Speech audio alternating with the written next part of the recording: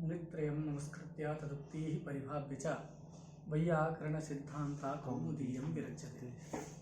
देखो, गति बुद्धि सूत्र का अध्ययन कर रहे हैं, उसी के अंतर्गत एक वार्तिक है शब्दायतेर ना दिख रहा है। इससे स्पष्ट है कि ये निषेध करने वाला वार्तिक है। निषेध किसका करेगा? तो प्रकृति में अनंतावस्था के कर्ता की अनंतावस्था में कर्म संज्ञा का विधान गति बुद्धि सूत्र से किया जा रहा है, उसी का निषेध यह करता है। वार्तिक का अर्थ हम देखते हैं कि क्या कहता है वार्तिक। तो यहाँ एक शब्दाय धातु है। क्या धातु है? शब्दाय धातु। अभी शब्दाय धातु को कहीं भ्वादि इत्यादि गण में खोजने मत लगना, क्योंकि वहां ये शब्दाय धातु मिलेगी नहीं। हम बताए थे दो प्रकार की धातुएं होती हैं, शुद्ध धातु और प्रत्ययांत धातु। तो ये शुद्ध धातु कौन है? तो भू पठ गम इत्यादि सब शुद्ध धातु हैं। और यहाँ जो शब्दाय धातु दिख रही है वह प्रत्ययांत धातु है। क्या प्रत्यय हुआ है यहाँ? तो देखो, मूल है यहाँ शब्द एक पद, तो शब्दं करोति।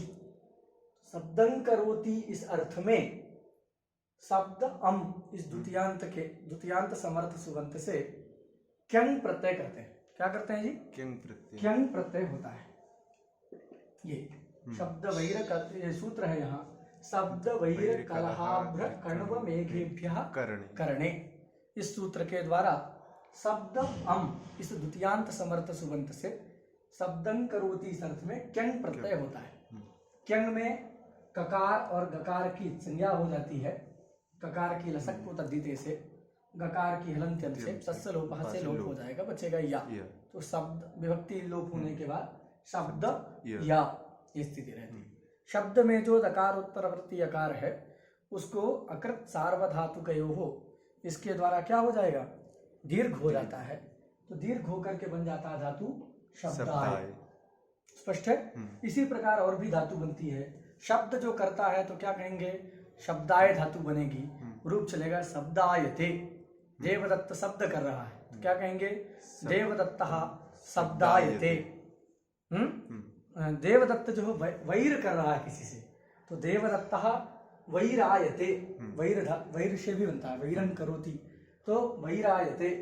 कलह कर रहा है, वाचिक युद्ध, मुख से जो है भैंसा भैंसी हो रही है, उसको कहते हैं कलह।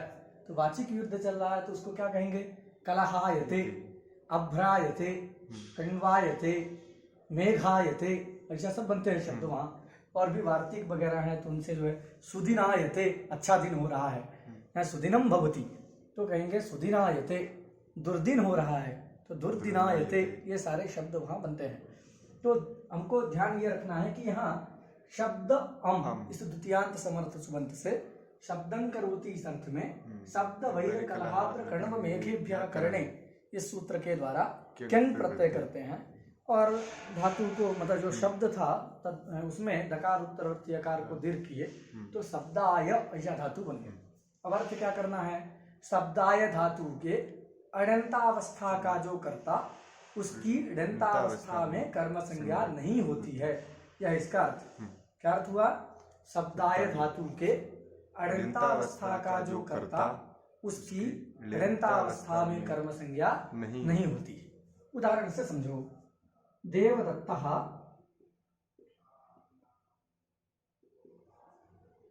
शब्दायते, ये जो रूप देवदत्तः शब्दायते, शब्दायते जो प्रयोग किया गया है यह अनंत शब्दाय धातु का रूप। तो अनंत शब्दाय धातु है, उस अनंत शब्दाय धातु वाच्य जो क्रिया, उस क्रिया के प्रति कर्ता कौन है? देवदत्त। इसकी अनंतावस्था में कर्म संज्ञा प्राप्त रहती है, उसका निषेध इसके द्वारा हो जाता है। तो अब देवदत्त शब्द कर रहा है, उसको शब्द करने के लिए प्रेरित करता है कौन? यज्ञदत्त। तो देवदत्तः शब्दायते, यज्ञदत्तः प्रेरयति, ऐसी विवक्षा होगी। तो हम शब्दायते के स्थान में क्या प्रयोग करेंगे? शब्दायति, ऐसा बनेगा। डिस प्रत्यय होकर के गुण अयादेश वगैरह करके सब हुआ तो शब्दायति। तो कौन शब्दायति? यज्ञदत्ता। यज्ञदत्ता। देवदत्तः शब्दायते है, और उसको प्रेरयति कहा यज्ञदत्तः, तो क्या कहेंगे? यज्ञदत्तः शब्दायति। अब यहाँ प्रयोज्य कर्ता जो देवदत्त है उसकी कर्म संज्ञा का निषेध हो चुका है। कर्म संज्ञा का निषेध हो गया तो अब कर्म रहा नहीं, तो तदवाचक शब्द से द्वितीया विभक्ति भी नहीं आएगी। अभी तो ये भी करता है तो इससे, और यह कर्ता तो ती प्रत्यय से उक्त नहीं हुआ, अनुक्त कर्ता है देवदत्त रूपी कर्ता, अतः अनुक्त कर्ता में तृतीया विभक्ति होकर के देवदत्तेन शब्दायति यज्ञदत्तः ऐसा प्रयोग बनता है। अब प्रश्न यह है कि ये निषेध तो वार्तिक कर रहा है, प्रयोग समझ में आ गया ना, तो निषेध कर रहा है शब्दायतेर न, कि शब्दाय धातु के अड़ंतावस्था का जो कर्ता वह अड़ंतावस्था में कर्म संज्ञक नहीं होता, ऐसा वार्तिक कहता है। निषेध तब सार्थक माना जाता है जब प्राप्ति हो, प्राप्तौ सत्याम निषेध। तो प्रश्न होगा कि ये प्राप्ति कैसे है?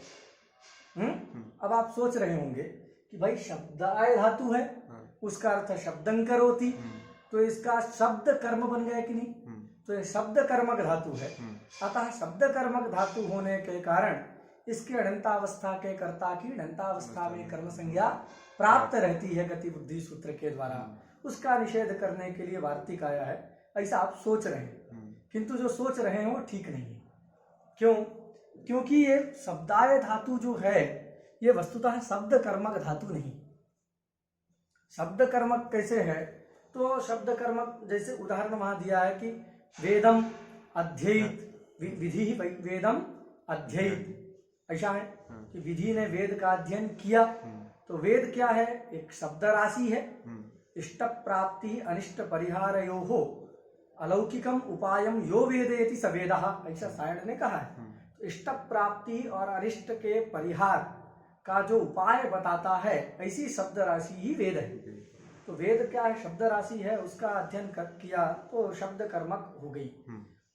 किंतु यहाँ पर ये शब्दाय धातु शब्द कर्मक नहीं है, अभी तो क्या है? अकर्मक धातु। क्या धातु है जी? अकर्मक। शब्दाय धातु अकर्मक धातु। आप सोच रहे होंगे शब्दं करोति अर्थ है, तो शब्द तो कर्म आ गया, तो जब ये सकर्मक कह सकते, ये अकर्मक कैसे होगी? ये तो सकर्मक धातु ही होगी। तो कहेंगे नहीं, ये अकर्मक धातु ही है। देखो बात क्या है कि जो सकर्मक धातु होते हैं उन सकर्मक धातुओं का कोई कर्म रहता है, और वो कैसा कर्म रहता है? धात्वर्थ से अतिरिक्त कर्म रहता है। जैसे पचति हम प्रयोग करते हैं, तो यहाँ पच धातु है। पच धातु का अर्थ क्या है? पाक, विक्लित्यानुकूल व्यापार अर्थात पाक। गम धातु का अर्थ है गमन, गमन मतलब उत्तर देश संयोगानुकूल व्यापार। तो देखो गम धात्वर्थ जो गमन है उसके अतिरिक्त ग्राम रूपी कर्म संभव है कि नहीं?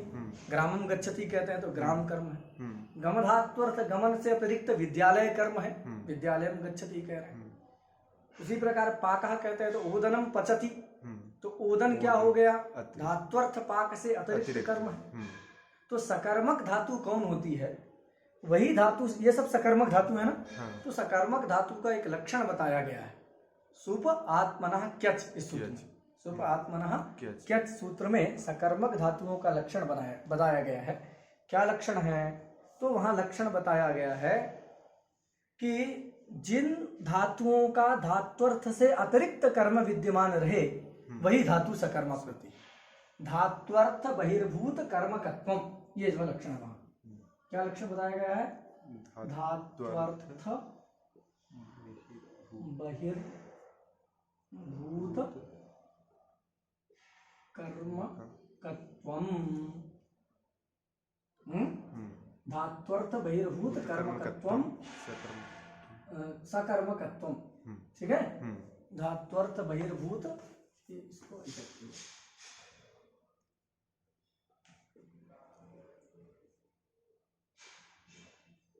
ये धात्वर्थ बहिर्भूत कर्मकत्वम सकर्मकत्वम, अर्थात धात्वर्थ से बहिर्भूत कर्म विद्यमान रहेगा जिस धातु का, वह धातु सकर्मक धातु कहलाएगी। बात सुना गया? जिस धातु उपस्थाप्य क्रिया का धात्वर्थ बहिर्भूत कोई कर्म नहीं है वो धातु क्या कहलाएगी? अकर्मक कहलाएगी। एकदम स्पष्ट है। तो देखो पच धातु है, पच धात्वर्थ क्या है? पाक। उससे बहिर्भूत ओदन रूपी कर्म उसका है कि नहीं? तो बहिर्भूत कर्म वाली होने के कारण ये पच धातु क्या हो जाएगी? सकर्मक हो जाएगी। पठ, पुस्तकम पठति, तो पुस्तकम पठति कहते हैं तो पठ धातु सकर्मक। क्यों? क्योंकि धात्वर्थ हो गया पठन है और उससे बहिर्भूत पुस्तक रूपी कर्म है, अतः वो सब सकर्मक होता है। सकर्मक का लक्षण बताया गया है, धात्वर्थ बहिर्भूत कर्मकत्वम सकर्मकत्वम। धात्वर्थ से बहिर्भूत कोई कर्म यदि है तो धातु सकर्मक हो। अब यहाँ पर देखो प्रकृति में ये सकर्मक है कि नहीं है हम विचार करते हैं। लक्षण घटेगा तो सकर्मक होगी। तो यहाँ शब्दं करोति ये अर्थ है। शब्दाय धातु का अर्थ क्या है? शब्दं करोति। शब्दं करोति अर्थ है। तो शब्द कर्म तो मिल रहा है लेकिन वो कर्म धात्वर्थ की कुक्षी में प्रविष्ट। कहाँ प्रविष्ट है? धात्वर्थ की कुक्षी। कुक्षी मतलब उधर पेट में। तो धात्वर्थ के कुक्षी में प्रविष्ट है शब्द रूपी कर्म।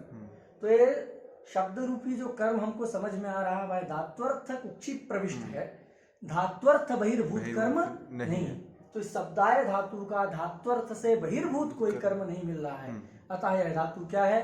अकर्मक है। तो अकर्मकत्वात् ही प्राप्ति।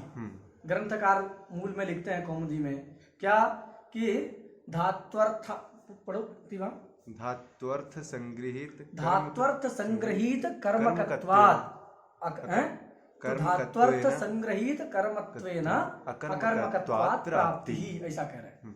अभिप्राय क्या है कि इसका जो एक कर्म है शब्दं करोति में शब्द जो कर्म समझ में आ रहा है वो धात्वर्थ के अंतर्गत ही आ गया।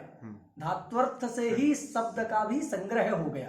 तो धात्वर्थ में ही शब्द रूपी कर्म का संग्रह हो जाने से ये क्या हो गई? धात्वर्थ बहिर्भूत कर्म वाली नहीं हुई, अतः यह कर्मक धातु है। और अकर्मकत्वात् ही गति बुद्धि के द्वारा इस शब्दाय धातु के अनंतावस्था के कर्ता की अनंतावस्था में कर्म संज्ञा प्राप्त रहती है, उसका निषेध शब्दायते न इसके द्वारा हो गया। तो कर्म संज्ञा का निषेध जब देवदत्त की हो गई तो देवदत्त तब कर्म नहीं रहा, कर्ता ही रहा। तो प्रयोज्य कर्ता अनुक्त होने के कारण उससे तृतीया करके शब्दाय देवदत्तेन शब्दायति यज्ञदत्तः ये जो है प्रयोग बन जाता है। तो हम लोगों ने क्या पढ़ा? पहले कैसे निषेध करता है, फिर प्राप्ति कैसे है।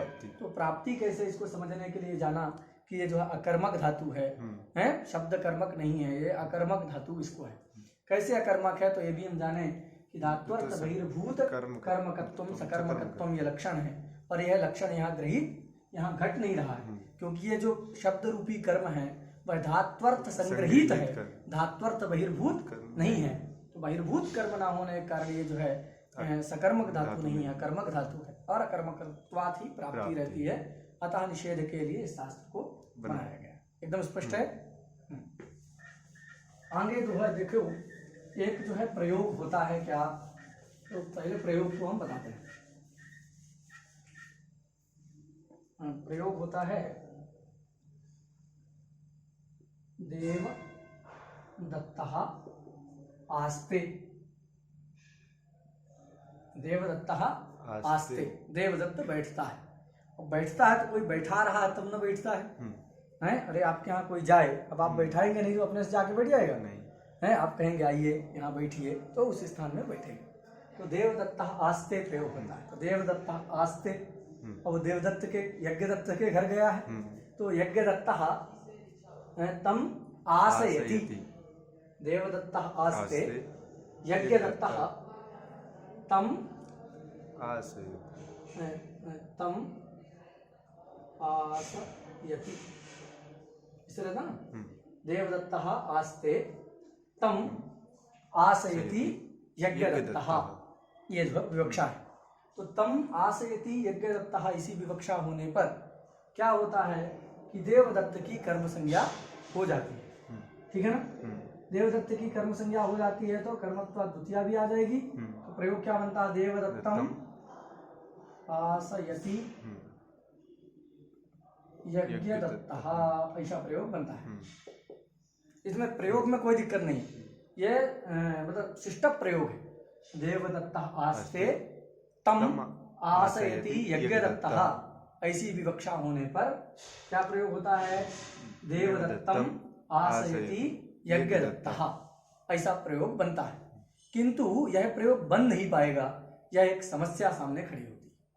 क्यों नहीं बन पाएगा? क्योंकि ये जो आस धातु है, इस आस धातु का गत्यादि में परिगणन नहीं किया गया। गति बुद्धि सूत्र में इसका परिगणन नहीं। गत्यर्थक है, बुद्ध्यर्थक है, प्रत्यवसानार्थक है, शब्द कर्मक है, इसका जो है संकलन नहीं। आस धातु का परिगणन नहीं किया गया गति बुद्धि सूत्र में, तो परिगणन नहीं किया गया तो इसके अणंतावस्था का जो कर्ता देवदत्त है उसकी अणंतावस्था में कर्म संज्ञा सूत्र से तो हो नहीं पाएगी। किंतु ये प्रयोग होता है, तो ये प्रयोग कैसे होगा ये हमको विचार करना। अब आप सोच रहे होंगे कि भाई आस धातु क्या है? अकर्मक धातु है। अकर्मक धातु है तो अकर्मकत्वात् प्राप्ति हो जाएगी। तो ये आप नहीं कह सकते। क्यों नहीं कह सकते?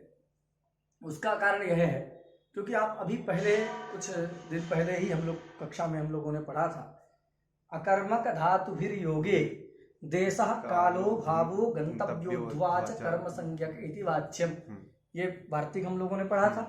उस वार्तिक के द्वारा क्या हो गई, इन अकर्मक जो आसादी धातु थी इनके प्रयोग रहने पर देश आदि की कर्म संज्ञा हो जाती है। तो जो क्या होता है, तो वहां उदाहरण दिया है गोदोहमास्ते मासमास्ते, तो मासम ये कर्म हो गया कि नहीं? गोदोहम ये कर्म है कि नहीं? तो गोदोहन, मास, क्रोश, क्रोशमास्ते, तो वो सब जो कर्म हो जाता है। तो देश आदि रूप जो कर्म है, तो देश आदि रूप कर्म के विद्यमान होने से तो सकर्मक हो गई। अकर्मक कहाँ हुई? तो अकर्मक धातु नहीं आता, अकर्मकत्वाद भी प्राप्ति नहीं होगी। ये एक समस्या यहाँ सामने है। बात में आ गया। एक दूसरी समस्या भी आती है। क्या दूसरी समस्या आती है? तो एक प्रयोग होता है देवदत्तः पचत। देवदत्तः पचति ऐसा रहता है, और पचंतम देवदत्तम यज्ञदत्तः प्रेरयति।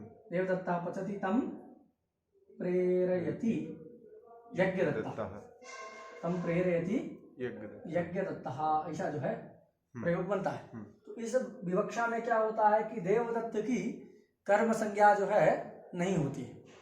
गति बुद्धि सूत्र में क्या लिखा है? गति इत्यादि ग्रहण किया है, तो गत्यादि धातु के प्रयोग रहने पर ही उन धातुओं के अनंतावस्था के कर्ता की अनंतावस्था में कर्म संज्ञा का विधान गति बुद्धि सूत्र से होता है।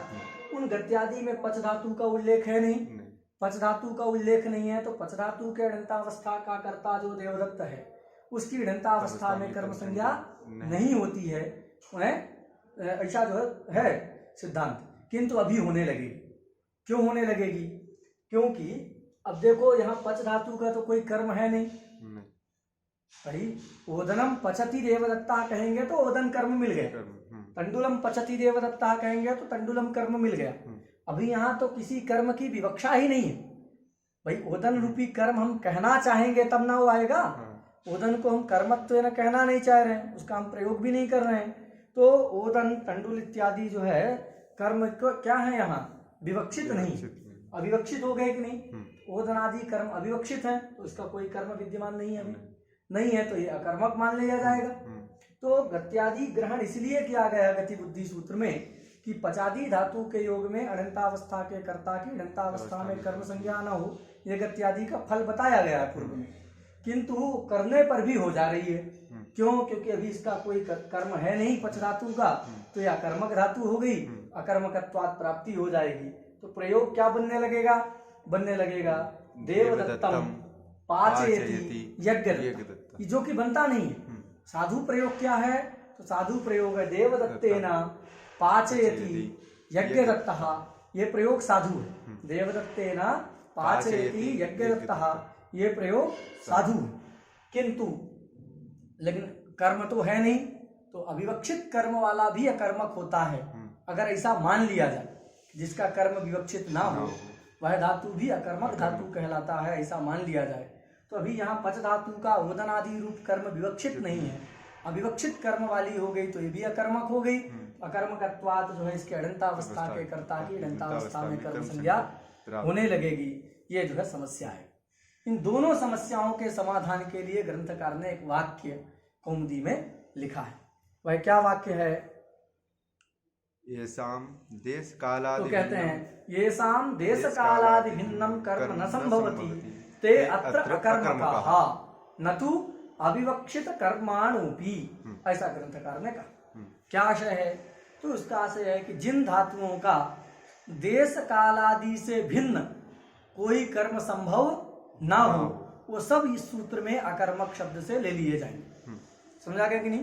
क्या आशय है कि जिन धातुओं का देश काल भाव गंतव्य अध्व इत्यादि से अतिरिक्त, इन सब से अतिरिक्त कोई कर्म संभव ना हो, ये रहे, लेकिन इससे अतिरिक्त अगर कोई संभव नहीं है तो धातु क्या मानी जाएगी? अकर्मक मानी जाएगी। बस में आ गया? अकर्मक उसी को मानना है जिसका कर्म विवक्षित नहीं है।